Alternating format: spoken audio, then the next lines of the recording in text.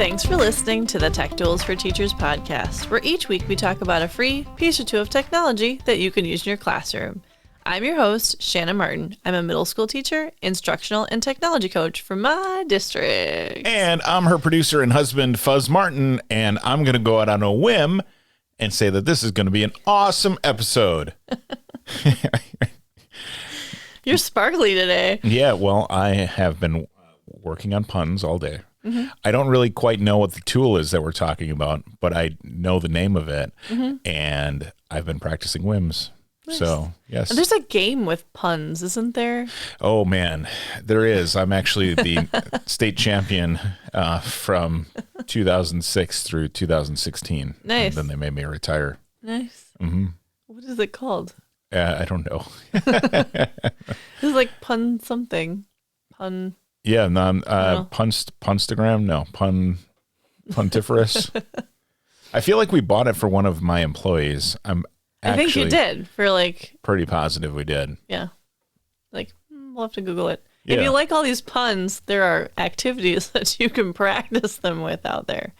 There's actually, we're doing a podcast for one of our clients, and we have to come up with 3 farm puns per episode. Nice. And it's actually pretty cool. It's how I pay the bills, really. Nice. Yeah. Well, that's fun with your puns. So we're on episode 99, which is pretty exciting. Like we're almost that 100 mark. Exactly. We're so close. Punderdome. That was the name of the game. Punderdome. Yeah. Is that like school appropriate? Like, could you use it in the classroom? Or? I don't know for sure. I don't know if we've actually ever played it. It's a card game for pun lovers, and let me just see if it's got a age number on here. I'm not seeing one, but I'll report back at the end of the episode. Okay. You do this. I'll go go searching. I've got kids that are really good at them. That's why I ask. Like, it would be fun to do in the classroom. I mean, you could do it in the classroom even if you don't have a game set up. You could just have like pun contests with your kids. Sure, certainly. Like in language arts. Yeah, I mean, it's a great way to get your mind mind going. So, like today's tool, you could totally use to gather all your ideas for puns.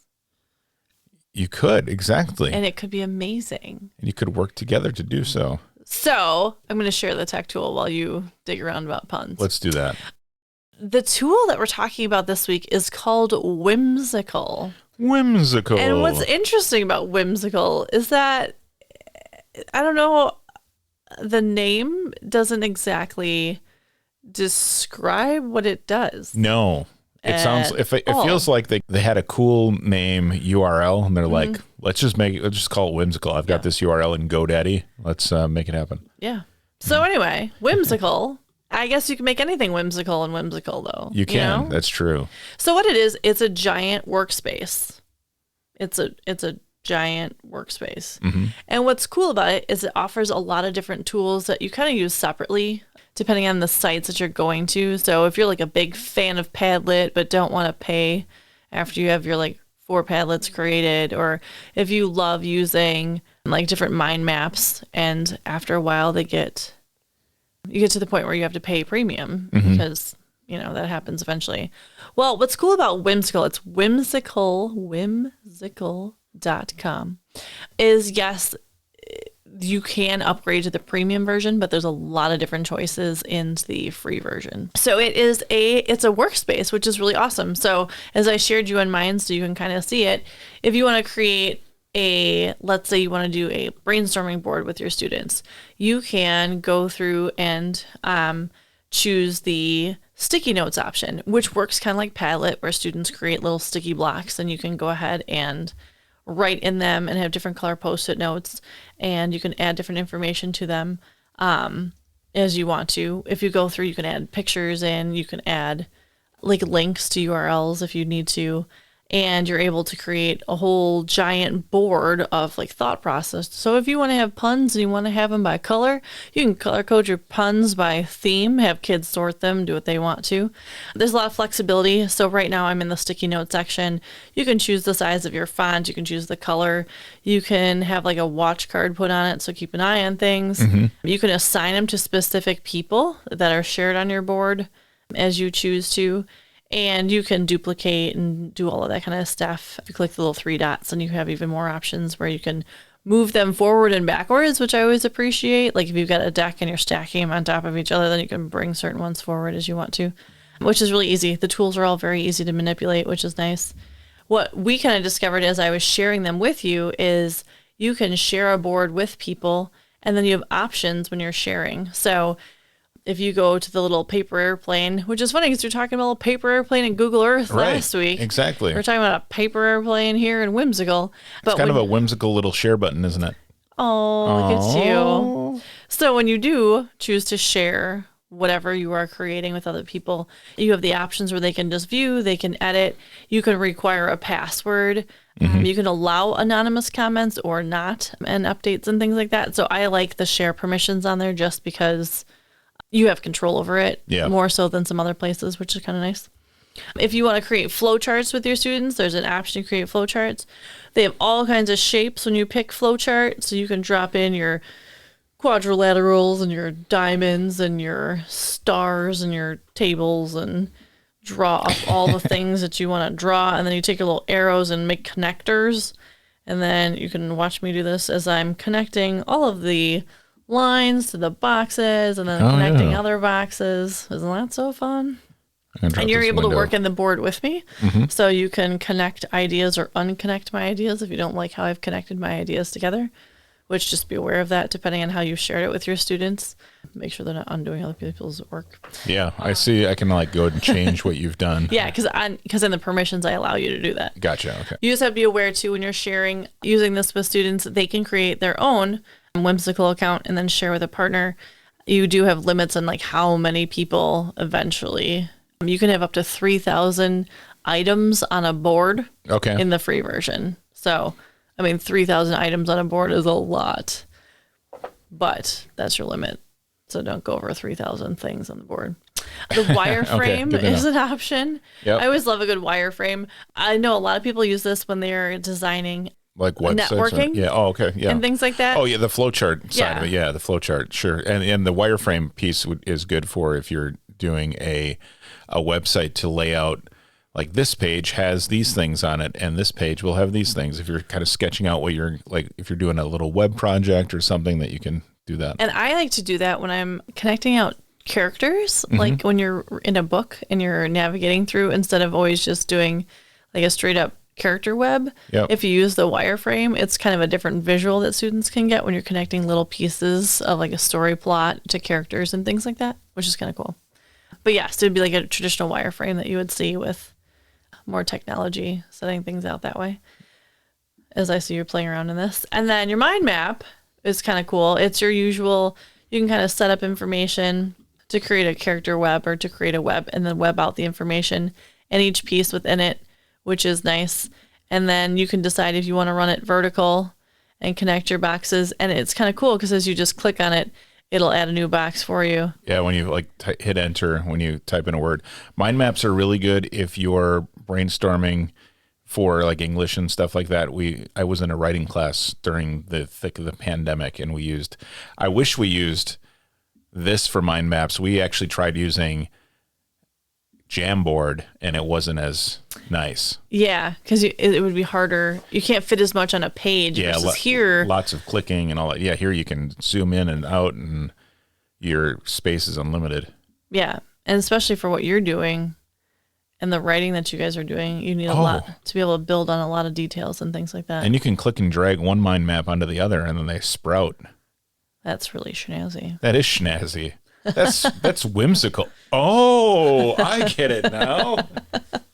Yes. So for this, you could definitely use it to mind map a pun. There you go. So we're going to do some puns and some mind mapping at the same time. And then we're going to add some sticky notes in there and then a table. So that's something to point out too. It's kind of cool. They have like accessibility features in here too that you can label, which I thought was kind of cool. Hey, Shanna. Yes. Why did the scarecrow get hired? I don't know. Because he was outstanding in his field. Wow. That was the one that we used in our last episode of the podcast that we're doing for money. That's fantastic. So anyway, back to Whimsical and your Fantastic punning we have going on here. What's cool about Whimsical and that I like is that it's not choosing like a sticky note brainstorming collaboration site versus a mind mapping site versus a flowchart site. You have them all in one space. You have all the tools in one space, and then you can use them on top of each other. You don't just have to use like one set of directions or one setup and then another setup. So on the left-hand side, you're able to see literally choose your flowchart, drop your information, wireframe, drop your information, sticky notes, and you can go back and forth between them all you want to be able to brainstorm your ideas and share them. And now apparently create a pun project for your classroom or a pun brainstorm with your students. I think that would be the whimsical thing to do. And also, like, you can align. I'm like messing with your alignments right now, but you can align as you choose to, zoom in, zoom out, bring things forward. Like I said before, group things together. I like that you have this little, if you click on the three dots, you're able to lock information in place. So while cool people like you that are moving my things around on the board all the time, you can lock your own stuff in place so that way other people can't mess with your stuff too. Can I unlock it? No, I can't. I have to unlock it. I click a little unlock button. Oh, look at you. Good. That's cool. Yeah, isn't that? So yeah, Whimsical. There's so many different ways you could use this in any classroom, from having students map out how a cell works to, like we talked about, language arts things, to steps in a math problem, to like solstices for webbing out ideas. I got an idea. What's your idea? All right. So let's say you sit kids at tables, right? Usually they sit someplace. Yeah. So, let's say they're not just at desks, but you want to in groups. You want to do a group project. Let's say you have 6 tables. You as the teacher create 6 mind maps and just type the kids' names in to each one. And then boom, it just pops up real quick and you've got each table. Unless you've got some other cool tool called like group placer. It's called Skyward, and you just drop kids into their assigned seats. Oh, okay. But no, I'm kidding.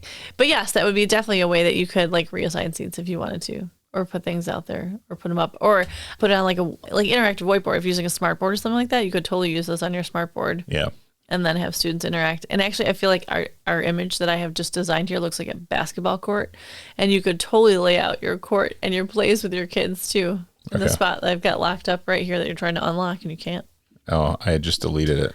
Good job. It's because I unlocked it. Yeah. Dang. I put it back. We're good. Cool. So yes, so Whimsical. There's so many different ways that you could use this in your classroom for all different ages. Great way to brainstorm. Great way to lay things out. Again, you click the little paper airplane looking thing to share it out. You can also export it and then print things too if you want to. So you have all of those options. It is nice. It will print off like a PDF if you want it to. So you can design it all and then share it out however you want to. And you have lots of options to do so. You're also able to import templates if you have something that you can import and then work on something you've already started from. So they've got comments there. You can even resolve comments. And so if somebody says, hey, move this here, or we should do this, or if you want to check something is done, you can do that.